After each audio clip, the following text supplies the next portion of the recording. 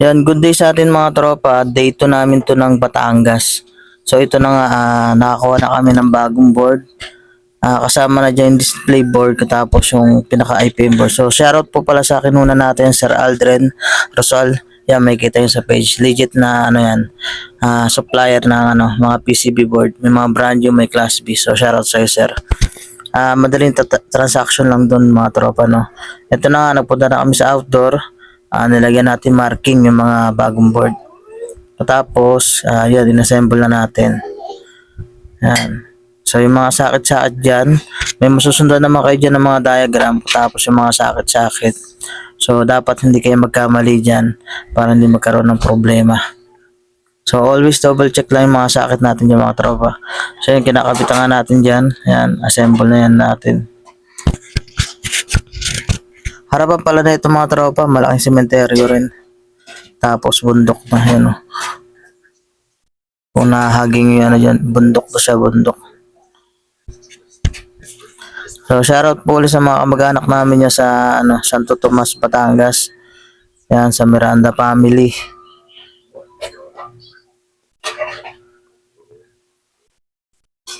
So sinisecure natin yung mga sakit dyan, kung maluwag o mahigpit, para hindi magkaroon ng lost connection.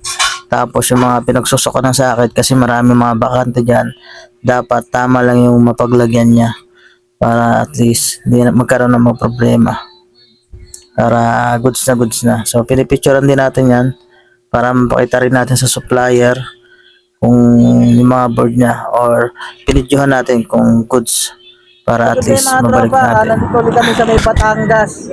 Batangas. Di pa Batangas. So, nakaraang video na ginawa natin, nag-repair tayo ng Samsung pero hindi natin natapos kasi nga wala tayong IPM na pamalit na. So, sinubukan namin palitan pero may problema rin IPM na dala natin. So, shoutout pala kay Sir Aldrin. Kinuha na lang natin ang assembly na board. Ito, yung IPM board. Ang error kasi na ito, E464 saka E467. Ang sabi kasi dito sa error mga tropa, ito ay yung error, lumalabo lang. E464 yan, IPM over current error. Katapos E467 compressor wire missing error. So nagpasya kami dito na i-assembly na lang. Yan. So pinila na lang natin ng isang IPM board dyan.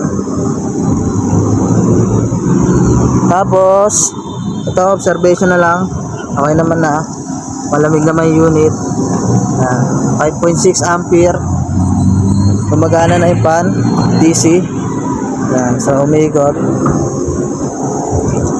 So mapapansin nyo mga tropa yung blinking dyan ng outdoor. Yan nagbi-blink siya ng mabilis. Normal lang yan mga tropa, baka magtaka kayo na may error agad yan. Tapos ito yan, normal lang din, steady. May isa parang ilaw, steady rin yan. Tapos dito, yan, kung mapapansin nyo, nagbi-blink siya. Yan. So running naman yung ating per unit. Observation na lang. Kargaan. So yun ulit, shoutout ka Sir Aldrin, salamat sa may parts. Natin ano ba sabi mo? So yun, good naman na to. E467 saka E464. So nasa outdoor board tayo dyan. So ngayon pag nag-error mga tropa pala